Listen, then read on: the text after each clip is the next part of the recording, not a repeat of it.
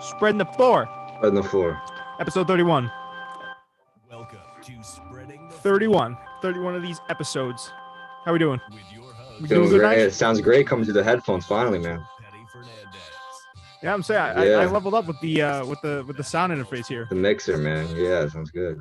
And guess what? Guess what? Mixer Coop. Episode 30. Oh, that's we just kind of got exposed for our behind the scenes operation there. I was gonna say Mixer Coop has all the control over the sound quality and the way the sound comes out, and then immediately just plays the the first part of our last podcast. But welcome back to the show. Oh my God, Nigel, you doing good? How you doing, buddy? You're sleeping a lot of today? Living the dream, man. Getting ready for New Year's. How about you? I'm doing good, man. Listen, we got a lot. You know what? I was like a kid in a candy store with all these opening night games. We got to talk about Christmas Day. What I mean, like not maybe if the candy was rotten in some areas because it wasn't. I mean, we could start off with that.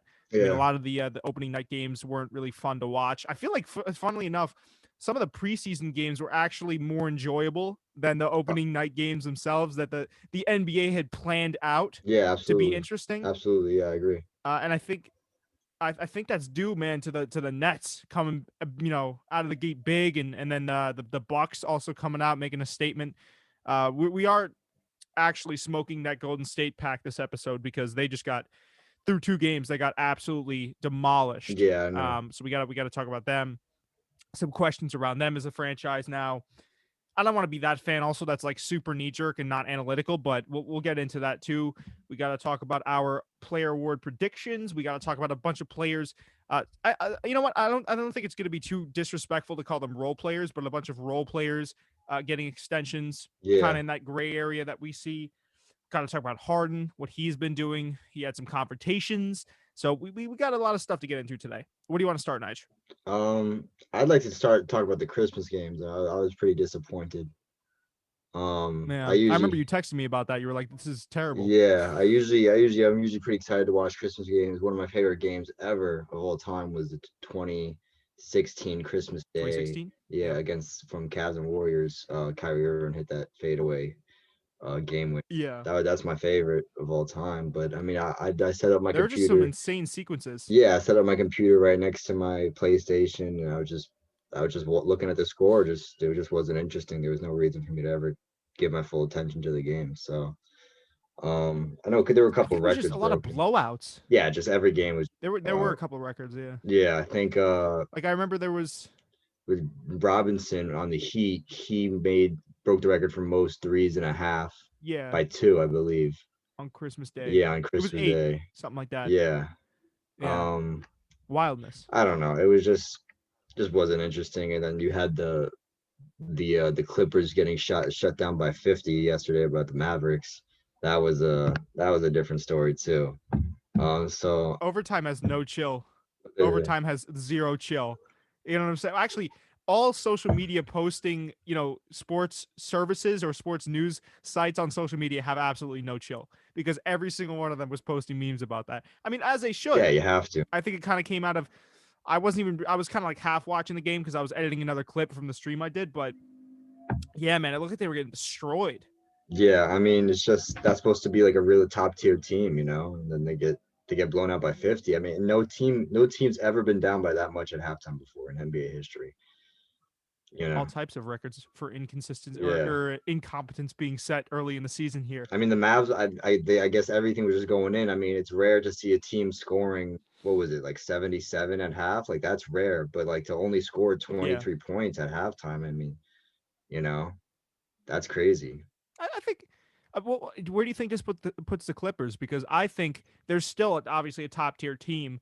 It's just you have those nights. I think that also you could chalk it up kind of to the NBA having a lot more parity this year. I think it's a more week-to-week or a day-to-day type of league like the NFL where anyone can beat another team at any given time, save maybe the Nets and the Lakers. I just think that was kind of a product of that. Yeah. A product of the league being a lot more competitive. I have some takes about that I'll get into later. But yeah, I mean, either way, you shouldn't be losing by 50 if you're the Clippers. No, absolutely not. Especially coming off a season where you blew a 3-1 lead. Everyone's looking at you with high expectations saying, all right, this is going to be the team now that's coming back. They're looking like they're going to be the team to beat. And they've listen. Besides that, they've looked good. I just a bad night, man, for the Clippers. Yeah, Real bad. no bueno. Absolutely real bad. You know. Yeah, you don't want that, definitely not. I mean, it shows that they're not. I mean, Kawhi is obviously the leader. I don't think he was playing that night, but it shows that they're not really getting much done without Kawhi.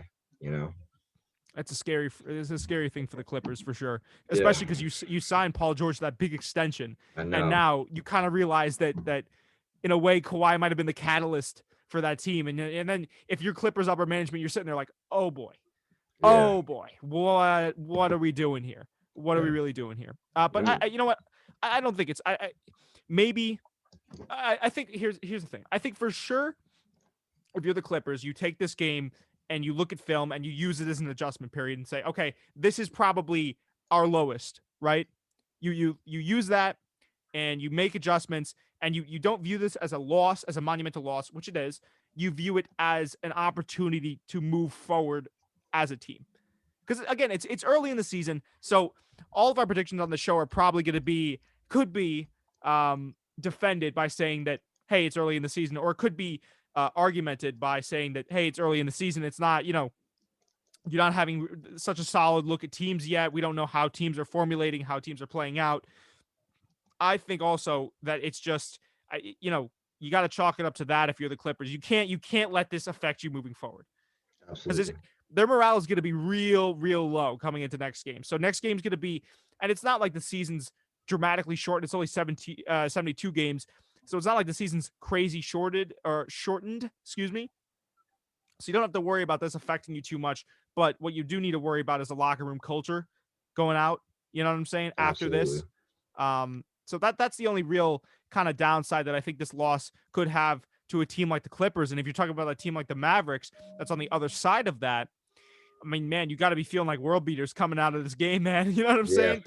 Not only getting to a 50-point lead, but keeping and holding that 50-point lead throughout you know what I'm saying? You got to be feeling like studs right now, especially in the West, where there's a lot of competitiveness. Obviously, they still need to worry about the Lakers, but this, I think, emboldens the Mavericks a little bit for sure. Right, definitely. And Luka, if you want to talk about guys that you need, like franchise cornerstones, Luka showed out 44 points. If I'm remembering correctly, yeah, he had 44 points that game or something crazy like that. But man, if you're the Mavericks, you just gotta, like I said, in the same way, you gotta look at tape, tighten up anything you did wrong, and ride the morale high into next game, and absolutely. hopefully make a run. Yeah, well, if the Mavericks could find, the holes in the Clippers defense, it's not if anyone has access to that film, I'm sure a bunch of teams are gonna be looking at that and being like, what did they do right? You know what I'm saying? And how can we capitalize on the same thing?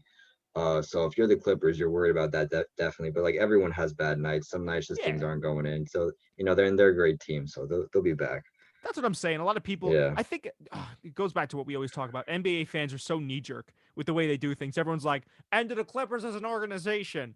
You know what I'm saying? Everyone is so, in the same way that I'm sure now it's a week-to-week kind of league, the fans are very week-to-week. So I think both teams should be fine, but it comes down to me for the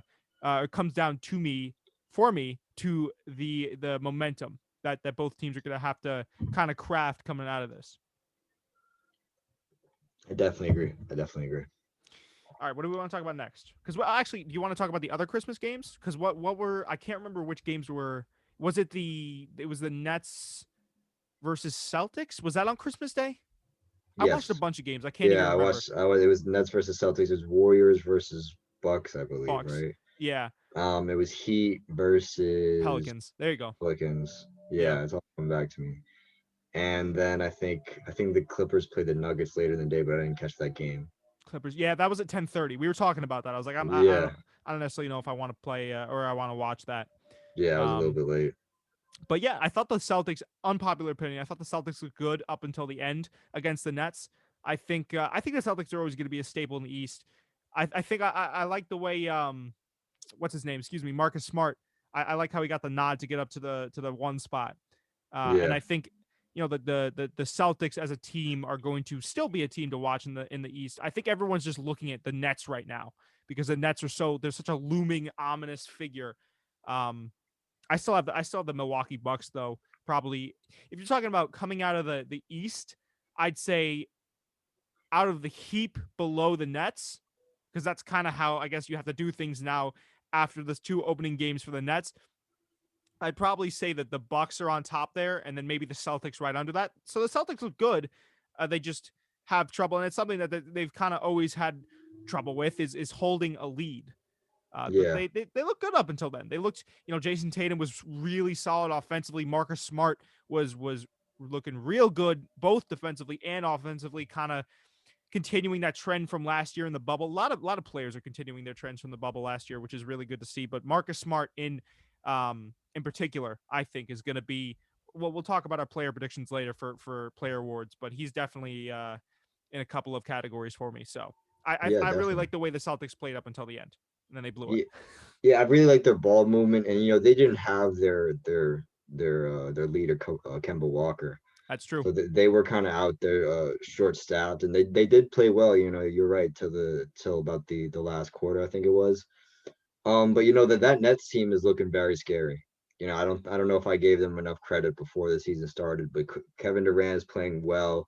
Kyrie Irving is playing very well. Kyrie Irving is playing out of his mind. He's definitely starting to back up his words with his game, which I was happy about, which I was hoping he would do. So that Nets team is looking very scary, and if they can continue like this, then I might have to move around some of my seed predictions in the East and conference. I mean, Well, no, you were never. I don't think you ever hated on the Nets. I think you had the Nets coming out of the East, right? I mean, I was more. If we're pointing figures, I think I was more of a Nets hater than anything, because I thought that with all those mouths to feed, those those alpha presences in the locker room, that it might be more of an issue than anything. But it seems like they're gelling fine. I'd say that the only thing that would stand in their way hypothetically is if either gentleman gets injured.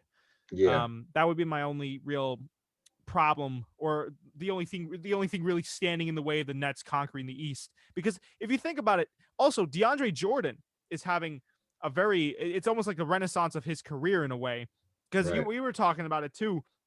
He has that perfect setup for him where he has 2 offensive titans on with him in the floor, and that creates mismatches, and the best thing that DeAndre Jordan can do is go up there and get it and slam it home. So if you absolutely, have a guy like KD and you have a guy like Kyrie that's drawing in a lot of attention from the defense, and you have Joe Harris, who's also money from 3, and a bench that's deep and talented, that could, a lot of people think, could be a starting 5 on any other squad. I mean, yeah, it's a system that plays into itself and allows guys to flourish. And I think that's what makes this Nets team so scary. So DeAndre Jordan has been playing terrifically. I mean, who do you want to go to, man? That's the MO of the Nets right now. Who do you want to go to? yeah. No, definitely. I mean, Kyrie's just they were already a good team before Katie and Kyrie got there, but Kyrie's just been playing so out of his mind. I mean, he's just making everything. Of course, injury is also always a possibility. I mean, you obviously hope that it doesn't happen, but yeah, I mean, they're just looking so good out there. It's just like I can't name any team that could honestly give them. I mean, maybe Giannis and the Bucks probably would give them some trouble, but That's what I was right thinking. right now, playoffs start today. I have the Nets going to the finals Oh yeah. easily. Oh yeah. Yeah, The only thing that really, I mean, if we have to worry, the only thing we have to worry about with Kyrie getting injured is if Kyrie gets injured, bro, he's pulling out the burner accounts. I mean, it'll be hell for the media. If Kyrie yeah, gets injured again, he has too much free time on his hands. It's clips for the media. yeah. Um, No, but no no, no. way. In all seriousness, I hope nothing bad happens to Kyrie, because as much as we talk shit about him, right, and as much as we drag him on the show, and Katie, from time to time, I think watching those 2 play in tandem, and they're resting next game because they single handedly just demolished through 2 games anyone that was put in front of them offensively. I forgot how prolific they were, and Yeah, it sounds silly because I'm an NBA fan, but not seeing them play for a large majority of the year and then seeing them again, it's like Kyrie is a mismatch for anyone in front of him. right. I think even the league's best defenders have problems guarding him, obviously, because of just his skill finishing around the rim, his dribbling ability. It's been, and KD, talk about a guy that can just pull up over anyone and makes it look easy. And you know what? It's Yeah, just it's scary to see. and they're I Go ahead. Sorry. Go, my bad. I I don't was gonna think say I either one. texted you. Yeah, I don't think either one of them are at 100%. They're both coming off injuries. They're both a little bit rusty. So I mean, that's very scary. If they can Yeah. keep this up, it's like yeah, easy finals appearance, easy, And you no know what? problem. You know what stood out about me, or you know what stood out about the Nets to me? I can't talk today. What stood out about the Nets to me is the fact that they're such a new team with a new coach like Steve Nash, and they already look so clean offensively. Yeah, That's they're what's playing very scary. well. They're sharing the ball a lot. They're playing very unselfishly, and they're Right. getting it. They're getting everything they want. They're not taking any shots that like bad shots. They're working the ball around and they're doing what they have to do. And Kyrie's just fearless, and I think Katie's definitely a little bit more rusty than Kyrie is, in my opinion. But Kyrie's kind of helping him along, pulling him out of the slump, and it's definitely working. Something's working. They Yeah. need to continue doing that. Do we officially have to eat our words on this podcast now? I think we have to. Well, I mean, look, it's been 2 games. Let's give him another 30 games. Okay. 2 games We'll in. see. Gotcha. Yeah, we'll see how they do in the long run. But I mean, if we're talking about a sprint instead of a marathon, they win. I mean, Yeah. wow, holy shit. I mean, it was crazy watching them. And it seems like for the at the moment for the marathon, they should be fine. I don't know, man. It's Yeah, real scary. They're looking like the Lakers of the East. yeah. Think about it. Two Oh go-to yeah, star 100%. players, two go-to star players, uh, a a talented bench, solid role players around them. I mean, it's very very similar. The optic is very similar between those two teams. Scary. Yeah, I mean, Steph Curry didn't stand a chance that day. Also, though, Steph Curry didn't play that well himself. I know that they got Kelly Oubre Jr. and what's his face, Kelly Oubre Jr. and Wiggins, right? Wiggins, Maple Jordan, yeah, Wiggins, Yeah, tossing up bricks like nobody's business. But yeah, Steph Curry, listen, I mean, we saw it in the finals. He has trouble carrying a team by himself. He could drop 44 if he doesn't have a good team around him. I don't think he has that same inclination like LeBron to get his guys better and involved. And I think we've seen that through 2 games. I mean, listen, I'm talking about on the court. yeah. I'm not talking about leadership because I think Steph is a great leader. Right. But I'm talking purely on like LeBron could do more with this Golden State team right now than Steph could. I think that's just the Yeah, I way agree. LeBron is. Like that's I that's what agree. I mean. Purely on the court, not off the court. Because I think Steph is a great person, a great mentor. We've seen him mentoring Nico Mannion off the court. The rookies are getting reps with him. It's certainly growing pains though with the Golden State Warriors because they've looked ugly. They've looked straight up. They've looked Yeah, disjointed. The offense has been ugly to watch. They look at times out of rhythm. Just defensively, I don't know. It seems like guys are forcing shots, and specifically, Kelly Oubre Jr. He's been forcing a lot of stuff. So you hate to see it for the Golden State Warriors. I never thought I'd be saying that, but yeah, they just it's been a dumpster fire for them through yeah. two It's been games. it's been well, yeah. If we're solely going off these 2 games, like yeah, they don't look good at all. You also have to remember they're missing 2 out of your big 3. You're missing Clay, you're missing Draymond Green. True. Um, Steph Curry, he can only do. He's not that big. He's not good on defense, and a lot of offense comes off defense. And this Yeah, Warriors team is completely new. I mean, none of these guys ever played with each other before. it's true. Steph Curry never played with any of these guys before. So I mean, it's really they're really taking a chance on this lineup, and I do hope it pays out because it's hard watching Steph Curry getting beaten by whatever it was 30 Yeah. on Christmas Day. I mean, that's kind of crazy to me, but It's like I said, it goes into it. What we were talking about. It's a different NBA, man. It's an entirely different world from what we yeah, knew. You yeah, know, no, it changed a lot. and also to your point, with guys like Clay and Draymond Green not coming in, do you almost? I mean, if I'm the Golden State Warriors, it's after it's only been 2 games. See, my mind right now is screaming at me. Experiment Yeah, with the lineup a little bit because you might not go anywhere in the West, which I don't honestly think, even if they have some sort of a surge halfway through or a quarter way through the season, I still don't think they go anywhere in the West. I mean, James Wiseman's been playing pretty well, yeah, he more than has. well. Do you, I mean, you gotta start Draymond. You can't not start Draymond, but Yeah, I don't know. I mean, James Wiseman for me, I'll save all the player picks for the for later on in the episode. But he's been really impressing me with the way he's been playing. Yeah. Really been impressing me. You know what? He struggled a little bit at first with the rhythm and the tempo and the pacing. But after he got accustomed to that, which is something that you see with a lot of rookies, but after he got accustomed to that, I mean, he was great. Yeah, he was definitely playing his game. I saw that. Yeah. Yeah. Yeah, like he was balling out, man. He was balling out. So respect to him for that. Yeah, well, he's going to be getting even when Draymond does come back, which I'm not sure when he is going to. But he's probably going to be on some limited minutes, so I think James Wiseman has a pretty good chance of continuing to get better and Oh, 100%. Getting his minutes in and doing what he has to do to be a great rookie. Yeah. We could talk about rookies. We could talk about LaMelo Ball. Yeah, I want to talk about LaMelo. I mean, that Hornets team is looking good as well. Athletic, I think playing at LaMelo's pace. That's something that we were always complimentary of him for. Go ahead, my fault. No, I was just the whole team in general. I mean, they won yesterday. I mean, Gordon Hayward came off and dropped 28 points, I believe, or maybe it was someone else. Yeah, but they were doing very well. They got to win against the Nets. Yeah, they were playing like they knew what the hell they were doing, and that's something I haven't seen a Hornets team do in a very long time. I was watching like, is this real? Yeah, I didn't think it was real life, but it was real, and that team is scary. That team is looking pretty good. He's in like a little bit of a slump, but I think he has to get used to it. Like you said, rookies have to get used to the pacing, and once he gets used to body contact, he's probably very shell shocked right now. But and Lonzo had the same problem when he was a rookie. I think LaMelo is really going to come out. I think he's going to start doing really well, especially because he has just such great guys around him.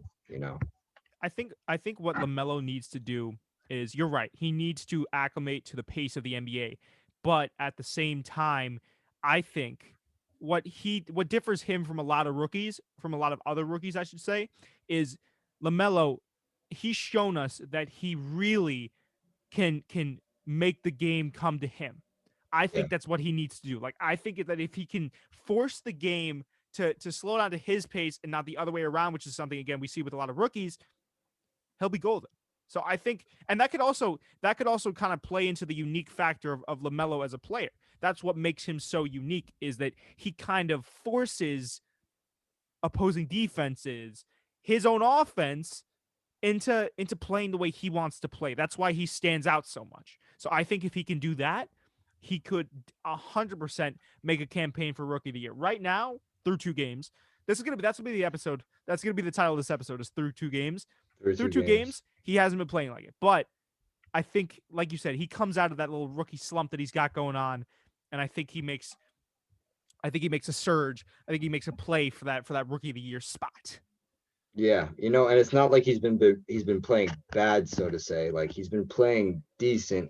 His scoring hasn't been where it should be, but other than that, like, he's been getting boards, he's been getting assists, he's been doing all the flashy stuff, all the stuff that they hyped him up about. Like, he's been answering on that level. So I don't know. I'm excited to see what he does. I think there's a couple ways that this season could go for him, and I hope he gets the best outcome possible. I don't know. Do we want to revise our Hornets predictions for this year? We want to be knee-jerk. Let's be knee-jerk a little bit, Nigel. Let's be knee-jerk NBA fans here, buddy. I don't know. I feel like, yeah. All right, let's do it. I feel like they're gonna come out, where we said, which was, kind of a playoff team, kind of in that bottom 3 seeds, 5 through 8. 5 through 8. Right? Is that what we said? I think that's what we originally said, and then at some point I said that they were going to be at the basement. They're going to be tanking in style. So I guess. All right, we should give our knee-jerk reaction and then our actual reaction. Okay. Does that make any sense? Yes. Do you want me to go? Listen. Yeah, you go first. Knee-jerk Cooperman. Right.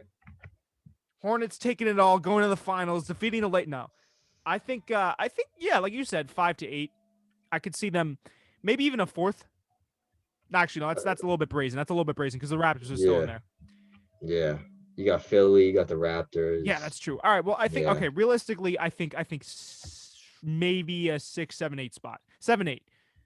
Yeah. Realistic, that would be my take. Knee jerk, I could expand that field a little bit to the 4th or 5th spot. But just because you get a win over the Nets doesn't necessarily mean that doesn't mean it at all that you're gonna get anywhere in a league that is, especially with the Eastern Conference being competitive as it is. Excuse me, you're not. I mean, they look good. I think that's what it can be chalked up to. They look good. Yeah, I mean, I 100% agree. I think if they win the games that they're supposed to win, which, if you can win the games you're supposed to win, that makes you a good NBA team. I see them going 6, 7, 8. No 6, 7, problem. 8. Okay, Yeah. no problem. Especially if Gordon Hayward can stay healthy and dropping 28 points like when he wants to. I mean, maybe it's because he was on the Celtics. He's very pass first. But I mean, through 2 games, he's shown that he can score. Yeah. It made me think like maybe he was on the Celtics. He was taking kind of a back seat, which I could understand. You're around a lot of young, talented players. But now it's like this is his turn to like step up. He's definitely a part of the big three on this team. So go all out, man. Do what you got to do. Well, that was also something that came out. Gordon Hayward said he was kind of unhappy with the role he was playing on the Celtics, and that he wanted a more score-heavy first option type of role with them. But at the time, they had been having so much success with that talented starting five after he become injured that they kind of just rolled with that. I think, like you said, man, I always said it. Gordon Hayward is a premier scorer. Not Yeah. premier, under premier, like a little bit under that echelon, but he is a fantastic scorer. You know what I'm saying? Yeah. He's kind of, I put him in that maybe a little tier above Chris Middleton. Chris Yeah. Middleton, I think he's way more consistent than Chris Middleton, but I put him in that category of player where he's not really a superstar, but he's not even a star, but he's right under that. I put him above Kuzma, right around Chris Middleton, under a guy like Jason Tatum. Does that give you an idea Yeah. of where I'd put him? Yeah, that's a good analogy. But I think a lot of Yeah, people sleep on him, man. I do think people even sleep. I mean, I'm just happy to see him out there running around again. I mean, that it just seemed like he was so heavily affected by the injury for so long. Just to see him coming out and playing his game, it felt really good. I also will say that last episode we got something wrong, and I want to call myself out and hold myself accountable for when I get something wrong. We were talking about his hand injury, and we were kind of postulating on whether or not that would be the end of the Hornets. That was part of the reason why I said the Hornets would be in the basement. I then looked it up after the fact, and I had gotten some fugazi information from the internet. It was quite literally one of the ligaments or the connector of the muscle to the bone on the hand. I think one of the ligaments that had connected those two had just been partially torn, and he Mm. was day to day. So it wasn't anything Okay. crazy. He went through Yeah. a full workout, so I will cop to when I am wrong. I got to do better with the research side of this podcast, but it's all a learning experience. But anyways, yes, it is great to see Gordon Hayward running around. It seems like he's probably more happy, right? He's happier out there Yeah. now that he has a bigger role and more essential role on an offense and on a team in general. I mean, Yeah. and a young team, a team that's athletic, it'll make him look better in the stats department. You know what I'm saying? Right. I think, Gordon Hayward's always been one of those players that I loved. How do Yeah, I you hate love a guy watching. like that? It's impossible. And yeah, I remember I was scared when I saw whenever I see Gordon Hayward's name pop up with an injury. It's always very scary because you don't know. I mean, it's just you're Yeah. just so used to it at this point, and you just want to see him do so well. But yeah, I think he enjoys being that older veteran guy, that presence, that guy who can mentor. Him and LaMelo go at it at practice. I think that's super cool. I think that's Yeah. great for his development, and I love to see it, man. I'm excited to see some Hornets basketball. Every time I hear about him getting an injury, I have a PTSD flashback to his leg going into a 90-degree angle when he dropped on it like that. Yeah, I'm not even. I mean, I'm trying to be a little bit funny, but like in all seriousness, yeah, that was. I mean, that was one of the worst injuries I've ever seen. Probably up there with Paul George or that college basketball player coming down when you saw the bone sticking out of his foot. yeah, I mean, yeah. that That was was up there. yeah, that was really. I mean, I'm happy. I'm happy for Gordon Hayward. Lord willing, nothing else happens to him. Right, No, absolutely. Lord willing. All right, what do we want to talk about next? What's next on the agenda, Coop? We got. What's going on? Nigel said no, right back at you. Yeah, Deflect. All right, we could talk about. Listen, let's get these players out of the way that signed a bunch of extensions.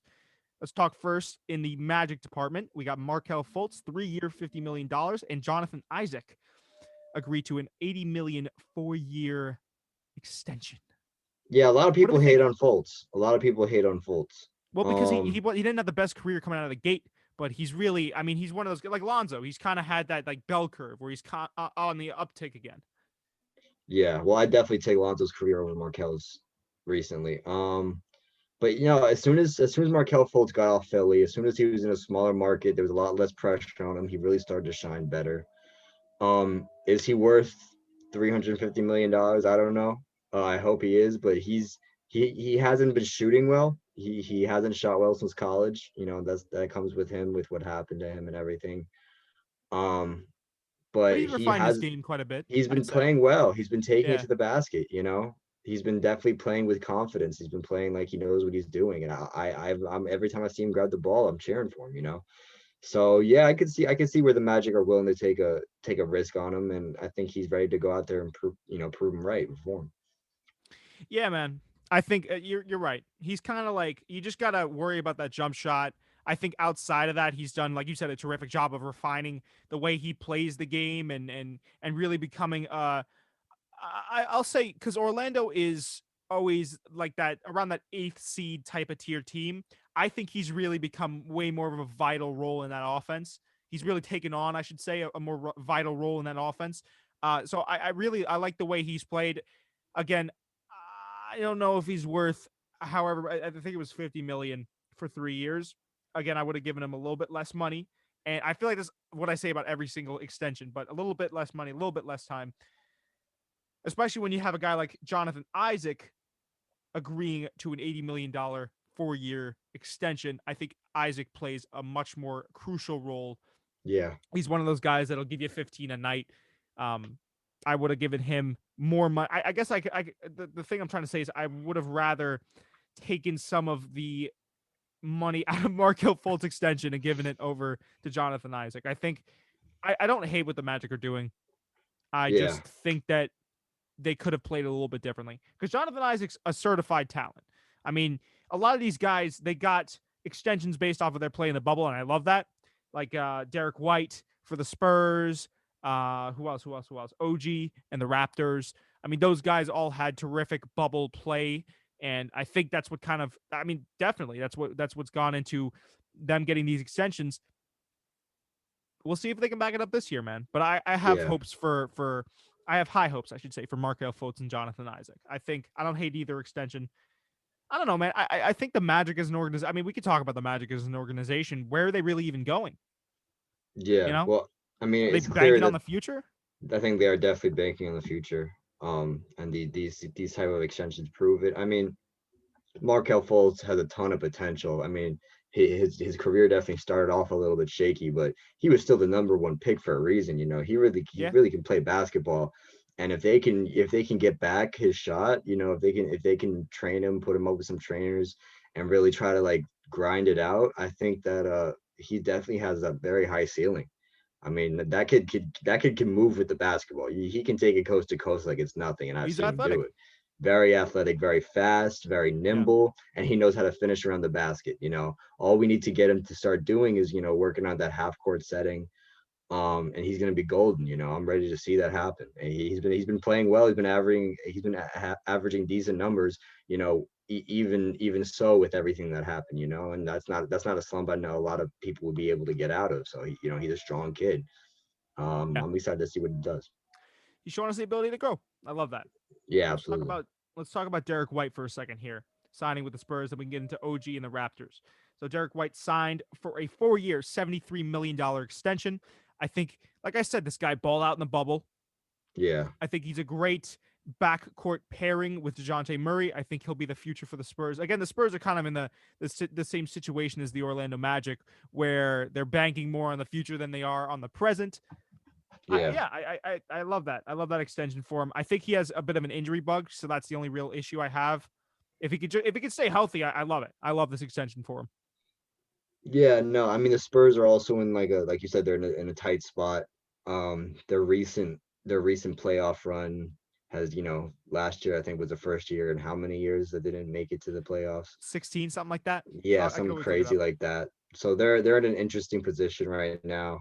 I think the best thing for them to do though is bank on the players that they have and worry about building through the draft because Popovich is going to be able to handle anybody. He's a fantastic coach, and you got to play your strong suits, man. If you know that you got a good coach, you got to get players that are coachable. So I don't disagree with that at all. Yeah. I mean, listen, they'll be okay. The Spurs have always been a franchise. Yeah, When you have Pop at the helm, yeah, you're always going to be. There's always going to be success. He's a strategic genius. That's hard to say. Strategic absolutely. genius.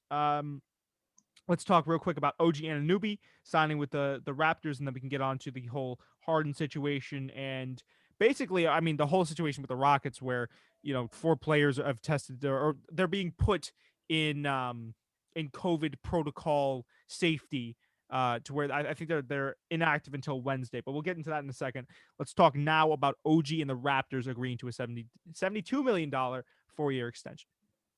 Yeah, no, I mean, Raptors also in that kind of and they're in the East and they're trying to prove their worth, what they can do. They had a really great run. What was it, 2019? They won that chip. Yep, So with yeah, Kawhi. I Yeah, mean, yeah, with Kawhi. So I think they're also in that rough position where they're not really bad, but they're definitely not looking like they're gonna be number one seed. They're definitely not looking like they're gonna make it out of the East into the nah, finals. So, I think that they don't really know where to go from here, and they want to lock down what they already have, and also try to get some good pieces where they can pick them up here and there, try to build something, get some value on their team, something that they can trade away and stuff. So I don't disagree with that either. Um, I think the Raptors definitely are in a position right now where they have some pieces to trade away and they have some cap space maybe. And they also have a solid team, like Siakam's very good, yeah. stuff like that. They have a very solid starting five. How do you feel about it? Unfortunately, the Raptors right now, I think you surmised it perfectly, Nigel. The Raptors right now, they're in a gray area because they have a Yeah, talented team. In, I'd say, any other year for the East, they would probably be. Let's rewind the clock about 3 years. The Raptors, as they are right now, 3 years ago, well, they might have to get past the Cavaliers, but yeah, they'd be a strong presence in the East. Unfortunately for the Raptors this year, the East has been blown up. right, yeah, So this is the Raptors. I truly do believe this. Saying, hey, we got this guy, OG Anunoby. He balled out in the bubble. He's shown a lot of promise. This is our future. Same thing with the Spurs. Same thing with the Magic. The Raptors happen to be in much more of an influential place right now, right, as I do think that they'll be in that playoff conversation. We'll see how we'll see how everything pans out once the season starts. But I still have them being a factor in the East. Just not that big of a factor, unfortunately, because you got the Nets and the Bucks, the Celtics. But yes, this is them saying, "Hey, we got this guy. He's probably gonna be one of the future pieces of the organization. Let's get him now while he's a hot commodity." That's yeah, that's what that's what the whole theme with a lot of these extensions have been. Guys that have been showcased in the bubble, and teams that are kind of in a gray area, a right, gray area where they don't know necessarily how they're going to go forward. They want to bank on the future. They want to play it safe. Yeah, listen, all of these, I don't mind. I don't mind any of these yeah. exceptions. I don't mind them either. Do you have the Raptors going over Philadelphia? You see, Philadelphia always confuses me because they got Doc Rivers. Right, Who they had? Joel Embiid, Ben Simmons. Is it the same squad as last year? pretty much, yeah, Yeah, I think they. I mean, listen, they're definitely in the playoff conversation for the East. I don't know if I'd give them the spot over or excuse me, the Raptors over the spot over them. The Raptors sent them home in pretty eccentric fashion. Remember yeah, the Kawhi shot, but I might. That's that's a tough one. I'd actually give the if let's just say hypothetically 4 game series or 4 game series 7 game series, I'd probably give the Raptors that series in 5 or 6 games. I think the yeah, Raptors are a slightly better team than the 76ers right yeah. now. Right now, two That's games in. fair. That's fair. That's very fair. I Philly's don't want to be also in too like knee a jerk with everything. yeah, Philly's in a tough spot right now as well. I just don't think either team was really prepared to have the East blown open like this, That's true. to That's a see, really good point. Yeah. no one was ready for, the Celtics to be playing this well. No one was ready for the Heat to come out and make an emergence. The Bucks have always been good, but none of the teams were ever prepared to handle the Bucks. And then you have No, the no Nets team is. coming, yeah, you have the Nets coming out of nowhere.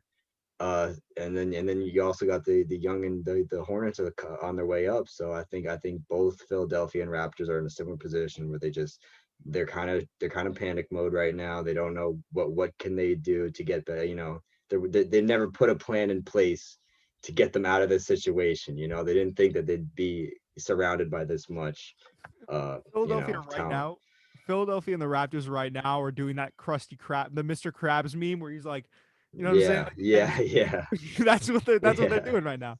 That's what yeah, they're for doing real. for sure. Yeah, It's a shame though.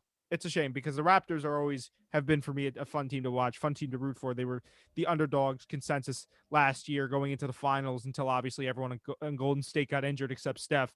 But yeah, they really, I mean, they've done a good job, especially rebounding last year after the finals, after making it there and staying consistent. You got to give them respect. absolutely. But unfortunately, like you said, Nigel, they are stuck in between a rock and a hard place right now in the East. Yeah, Same with yeah, the, for same real. with the 76ers. What do you want to talk about next, buddy? I mean, you got Ben Simmons probably going to win Rookie of the Year for the third time in a row, which is crazy. Curveball. You know what? With that being said, do we want to talk about our player award predictions? Yeah, sure. I'll down talk about that. Okay, one second. I gotta open it up here. Way too early predictions. The way too early predictions. Yeah. Well, I saw everyone else doing it, so I figured why not take it for a spin, right? Okay.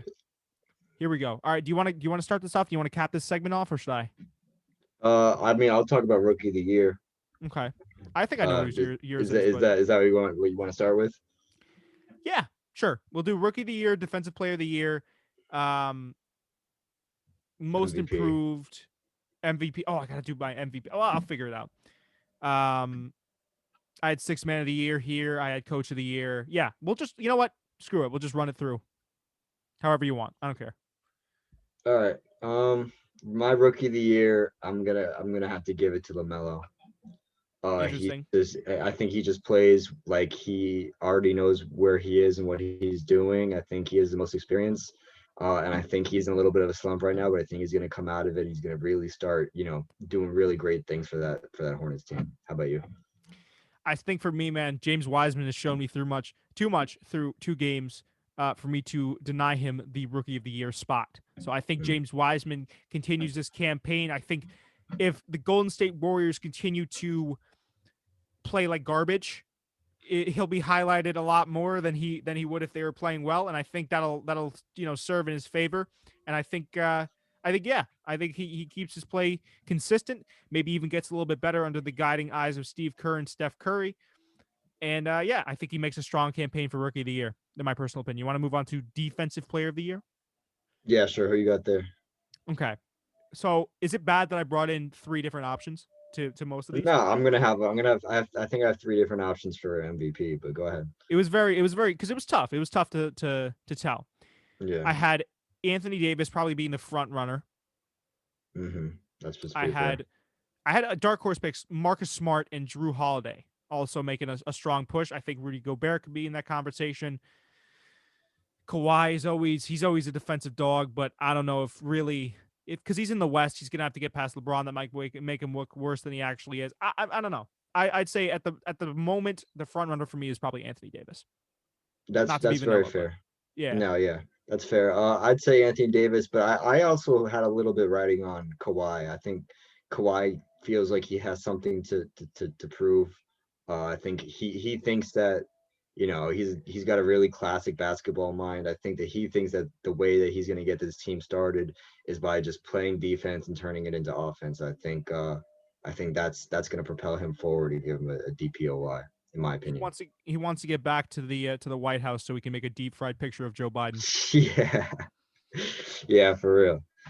But okay. I think I see him do. I mean, it's so hard to predict it this early in the season, but I think it's fun. We always do that, though. That's what we do on the show. Absolutely. Want to do Sixth Man of the Year? Yeah, I'll do 6. Who do you have picked for that? I had Tyler Hero, Dennis Schroeder, Montrezl Harrell.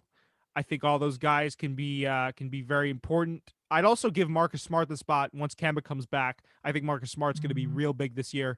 I think he's going to come out of he'll come out of the gate when he gets relegated to the 6-man spot after Kemba comes back, firing. He'll really just remain consistent because he's been playing very, very well. I think offensive, like we were talking about before, offensively he's bloomed. And I think he'll finally get that nod that he deserves because he's always been. I mean, everyone knows him to be a competitive guy, but he's been in terms of player awards, maybe for good reason, maybe not for good reason. He's been slept on to me. So I think he could be a dark horse pick to also make Sixth Man of the Year. Yeah, and I think that's very logical. I wouldn't even call it a dark horse pick. I think I wasn't even really thinking about Marcus Smart, but now that you mention it, it's like, yeah. If the Celtics are going to do anything this year, it's got to be him. He's Yeah. got to come off the bench and he's got to be doing great things. So yeah, I could definitely see Marcus Smart. I agree with that pick. And yeah, I've seen him. We talked about it. I've seen him come out of the gate at the one spot. He's been playing great. So if he gets back down there and he just continues the way he's going, he's definitely got to be in that conversation for sure. Yeah, and then you also got like Lou Will and Montrezl Harrell and all them. But Yeah, Lou Williams. He's always been a favorite. He's yeah, always been so a I, favorite I'd for the 6-man spot. I say either Lou Will or Marcus Smart. I give it to them. Marcus. Okay. Definitely, yeah. You want to do most improved player? Yeah, sure. I was thinking it's hard to do most improved player because you got to It pick really is. someone who's not good and then think about Or how. could be good and gets even better. True. That's I think what kind of makes it difficult as well. Yeah, I think I think Luka's definitely going to be in Yeah. that conversation. I think Trey Young. I Mm, think they're at the right age for it. that's true. The only problem with those two is that they were already so good Good. last Yeah. year. You know what I'm saying? So that's why I have trouble doing that. And then you got a couple sleepers like who knows, maybe Terry Rozier really comes out this year. Yeah. Gordon Hayward could really have, Yeah. like we've seen him do. So I think it could be anyone. But if I had to go with two safe picks, I'd probably say either Trey Young or Luka Doncic. I like your Trey Young pick because Trey Young is now surrounded by a team. Obviously, like he's going to be in the backcourt there with Rajon Rondo, and we know how that guy facilitates. So he could Yeah, have that break. I mean, he's been having breakout years, but he could have that other, that next breakout year that really propels him into that conversation. And I also like Gordon Hayward, man, because as we talked about, he got propelled onto that Hornets team now that he's having a bigger impact and he's performing. So through two absolutely. games, he's been performing well. So I definitely like that pick for him. For mine personally, I had a bunch of them, and I'll probably, I mean, after hearing yours, I got to add on to mine. But I had Marcus Smart again for the same reasons I mentioned for Defensive Player of the Year and Sixth Man of the Year. I had Jamal Murray. I think he rides off Mm, of that momentum that he had from the bubble, mm. and comes back in a big way. I think Gilgis Alexander, excuse me. I always mispronounce that guy's name, and I got to stop doing that. Shai Gilgis Alexander. I think he has another big year this year. Rides again the momentum that he had last year. I think OG Anunoby coming off that big extension could really be a problem. Jason Tatum only gets better. Yeah, And then, Luka and Stewart. That might be a yeah. little bit of my OKC bias coming out there, but Dort's been yeah, playing well. Dort's been playing well. the Dort, the The Dort's been Dort, the Dort's Dort been man has playing been real well. playing well. I do Dort like that man. Marcus Smart pick. That's a smart way to go. No pun intended. But This Marcus entire Smart. segment's been showcasing my Celtics and my OKC bias, I think. Yeah, well, no, I think Marcus Smart is a safe bet, definitely, and I like your Jamal Murray pick. I definitely think that that's a real possibility, and he will get the credit that he deserved because he really did ball out last year, especially in the playoffs. So now, as long as he can keep that in the regular season, he definitely wins it. Yeah. You know, Want to do Coach of the Year real quick before we get to the top shot MVP? I don't even know who I'd pick for coach of the year. I mean, probably who would you go with? Well, I had again a few different options here. I had Mike Budenholzer.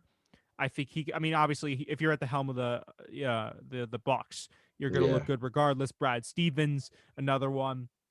Depending on what the Celtics do in the East this year, if they could pull off a big upset with some top tier team, I mean, they're already a top tier team, but a team that's in their conversation, I think it'll come down to coaching. Brad Stevens is a phenomenal coach.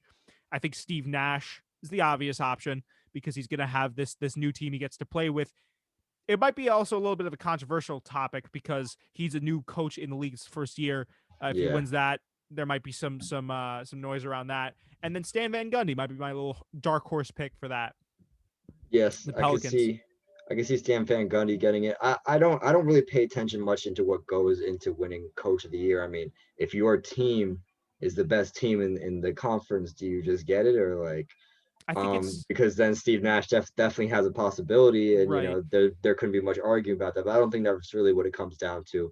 I think it's what coach had the biggest Impact. influence, Did more impact. with Yeah. less. Yeah, true. Um, I think Brad Stevens definitely has something has a clear path to that award if I had to choose one maybe. And you also got a couple other people that we got. What's the name of the Heat's coach? I forgot his name. Eric Spoelstra. Alex Spoelstra. Yeah, I definitely think that he could pull it out of his ass if he wanted to. So, Really toss yeah, it down there and just say, "Hey, listen, yeah, I'm here. I'm here to stay." This Heat yeah, team. Oh yeah, listen. If the Heat can do what the Raptors did and they come back big this year again, yeah, for sure. yeah, absolutely. And he never lost a Christmas game. I think he's like 7-0 in Christmas games. So Spoelstra's the goat, bro. he's a good coach. I think he's a very good coach. I think he's a little bit underrated. I don't Because mean the he goat. had Yeah, go ahead. Sorry. no, yeah. I think he's a little bit underrated because he's had so much talent on his teams in recent memory. But Yeah, I definitely think that if he wanted something, if he wanted to prove something, this year would be the year to do it. And that's where I would put for a coach of the year if they came out. yeah. No, for sure, for sure. I could definitely see that. Yeah, Okay, let's talk about Harden real quick. He has reopened trade talks. He's kind of, you know what? Harden's kind of been playing with NBA fans because one moment he yeah, says he's fine in the Rockets and he's good there and he's just focused on playing the next game and he drops 44 points. And then the next day we hear more rumors about potential trade destinations like the Celtics, the Trailblazers.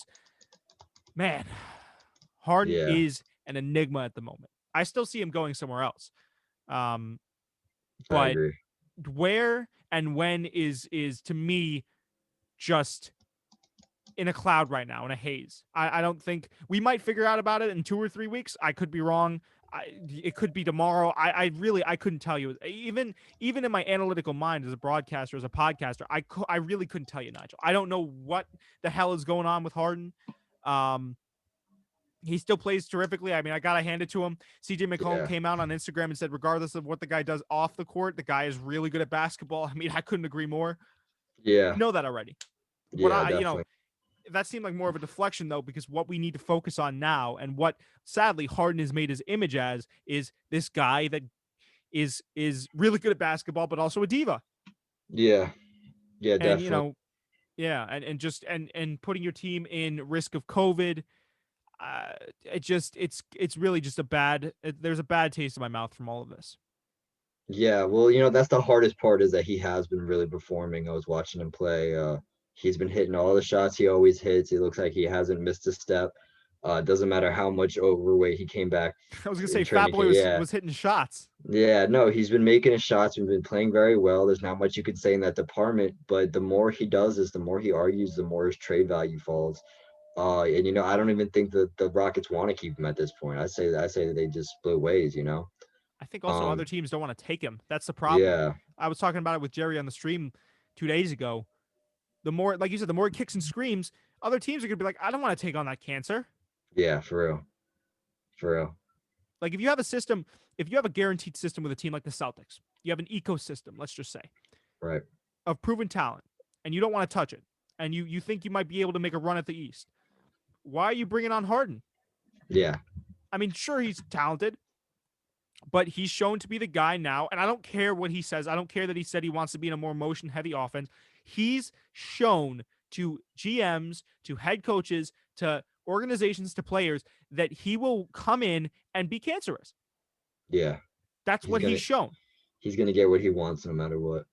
Right. So it doesn't matter, I think, how good of a player he is. At least I hope it shouldn't matter.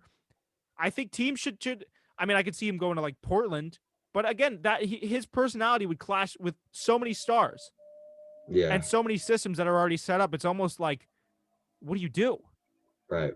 if you're other teams? You really want to take that on? I don't. I wouldn't. Yeah. Yeah, it's That's just me. crazy. He's definitely the more he does this, the more, and especially with the COVID stuff, he's taking his trade value and he's definitely putting it down. He's putting himself in a worse position, and he is putting the Rockets organization in a worse position. He's putting his teammates in danger. He's acting very irresponsibly, And I really hope that he can continue playing well, because if not, then that's the only thing he has left at this point, you know? That's an interesting point, Nige. Yeah. Yeah. It's almost like if he ever, God forbid, because he's so fun to watch. I mean, I could Yeah. shit talk Harden for acting like mean and rude and unprofessional all I want. At the end of the day, man, the guy plays a hell of a game. Yeah. The guy plays a hell of a game, and he's just very fun to watch. So I hope he keeps that. And you're right, Nigel. The second that goes away, man, all that's left is the Yeah. demonness. Right. You know, it's gonna be a sad day when his production goes down, I think. Yeah, well, he's backing up what he's saying right now, definitely. And, if you can do that, all the power to you. But, I mean, that's all he has left is his production. So, Yeah. we gotta see what happens. Maybe makes a run at MVP this year. Is he on your list? I mean, oh shit, we didn't do MVP. Yeah, we didn't do MVP. Wow, today's a rocky day for me podcasting. I don't know what's up with me today. Let's talk MVP real quick. Who do you Maybe have? it's Harden. I mean, no, I personally didn't put Harden in that conversation, but maybe he should be. He's always on but the precipice of that. I feel like, you know what I'm saying? Like there's yeah, been many years where a lot of people could make a valid argument that Harden should get the MVP. He's always in there. yeah, He has to be. I mean, he drops 50 a night constantly. yeah. But I think it's gotta be Giannis Antetokounmpo. I think he wins his third straight, first time it's ever been done in NBA history thing. I think he wins it, third straight MVP. And then runner-ups, I want to have Luka Doncic and Anthony Davis. Yeah, I could see. I might actually flip that around a little bit or move some parts around from there. I could see definitely Luka making a strong campaign this year, especially through 2 games after what they looked like versus the Clippers. I mean, Luka's looking real good. I definitely could see him capturing that top spot. I think Giannis has to always be in the conversation if he really gets better and is shown to grow like we know he can. Sign that big extension, so he's gonna have a lot of incentive to come out this year and ball. I think LeBron James could definitely just say LeBron Cooperman. LeBron could come out and make a strong campaign, but I'd also give Anthony Davis the nod before I might give LeBron the nod, depending on the way he plays. You're right. You know what? This entire segment is way too early, but we're having fun with it. I'd say right Yeah. now, if we're talking about now specifically, those are the 5 guys, right? Luka, Giannis, no, 4 guys, right? Because I said yeah. Yeah. So those 4 gentlemen. Yeah, well, the only thing Luka has to worry about is, his team taking a top spot, which is, Yeah. really what wins Giannis's MVP caliber, don't get me wrong, but really what makes him the clear winner every year is that his team is always number 1 seed, and that's what's pretty much the most important thing about winning MVP. So if Luka can get the Dallas Mavericks up to 1 or 2 seed, I don't see why it can't be him. Well, you know what? We can have this conversation real quick. What goes into making someone an MVP? Because, well, obviously that's the answer to that is obvious, but Yeah. there is some discretion. For instance, let's just say Luka gets the first spot with the Mavs. He leads the Mavs to a first spot. Everything is hunky dory over there.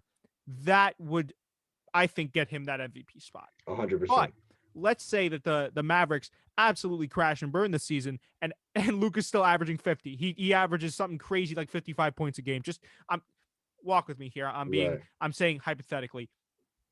Does that play into the conversation of him getting the MVP? And I think we've had this conversation on this podcast before, but it's curious. I'm curious about that. Yeah, the rules of MVP, I think it's definitely touchy.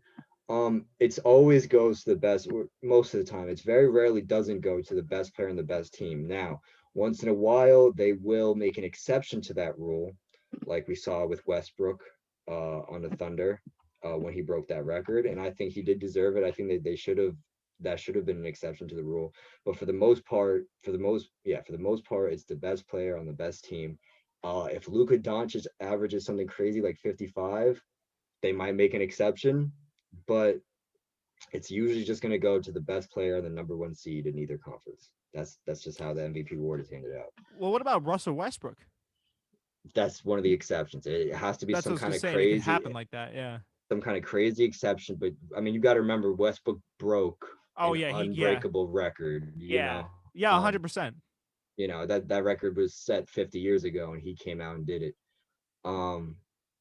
So it's got to be something like that in order for them to make an exception to the rule. And personally, you can't predict things like that. I don't think Luka Doncic is going to come out here and break some wild record. Maybe if he scored like, maybe if he averaged like third highest points per game in NBA history, maybe. But I just I know the only way he's going to win it is to get that Dallas Mavericks team up to the first seed, or Giannis doesn't get that Bucks team. Maybe the Nets and Heat or Celtics beat out the Bucks for first seed in the East. Yeah. But that's really what it's coming down to, because there's a lot of players that are on the MVP caliber, including LeBron. LeBron still is. I mean, if you ask me, I think LeBron should have had like 6 in a row, if you ask me. Yeah. But so I don't know, man. What do you think? That's yeah, no, I agree. I agree wholeheartedly. I think the 4 guys I named are the guys to look at right now. There's definitely some outliers, some off the cuff guys you could look at too, but for the most part, I'd say my solid locked in pick right now is Luka Doncic. Oh, for you, you think he's gonna do it? Yeah. I don't see whether there's any reason why. I mean, LeBron has been so complimentary of him, and I don't just come on here and say stuff that LeBron says, but if LeBron can if LeBron puts his trust in you as a player, I mean, we already know we know what Luka can do. Yeah, Nobody needs to be reminded. I might give him another year. Could be. I think he definitely, either way, whether it's this year, 1 year down the line, 2 years down the line, Luka is going to be an MVP at some point. Yeah, he's going to be the most valuable player in the league. 100%. 100%. All right. Mark Cuban really cashed out with that guy. Mark Cuban's the go-to. I mean, I love Mark Cuban. Mark Cuban, I can't be more complimentary of Mark Cuban. He's the best NBA owner in the NBA. For sure. Definitely. For sure. Definitely. All right. Might be a little early podcast. We went from, what did we do last week? An hour 45? I think we did an hour and a half. So hour and a half out of this one was an hour? Yeah. Was it an hour 45? Yeah. Wow. Usually we do an hour 30, hour 15, but we could go a little earlier this week unless you had anything that you wanted to bring to the gauntlet here, Nige. No, I think especially in the beginning of the season, it's very just run of the mill. I mean, we got to just touch base on where the league is at right now, and I think we did that. And it's also just like there's not we haven't seen much evolution so far. It's only been 2 games. We can only talk about what's happened through those 2 games. So that's true. Through 2 games. Yeah, through 2 games. Real quick before we end off, do we want to? We're going forward with the new segmented show, correct? The thing I was talking about where we kind of bring in stories and we react to them. So should we pop in this? We popping this night on air? Pop the top, baby. Okay, so I think it's coming out because we do this. We release this on Tuesday, so it's gonna be coming out on Thursdays. We're gonna do a shorter show.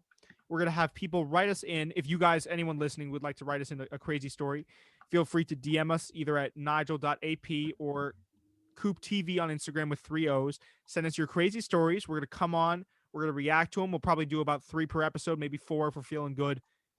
Send us in your crazy stories. Talk about what we would have done differently, our honest reactions to them, and just have a good time. We want to branch out a little bit and do more content. So that's going to be our extra little show for the week that's going to be under this RSS feed. Yeah, awesome. And it's unnamed through now, so I have to figure out a name for it. All right, that sounds good. All right, guys. So until the next one, stay safe, stay happy, stay healthy. God. Yeah, this episode was rough. Definitely stay healthy. Yeah. And we'll see you guys in the next one. All right. Peace out. Peace.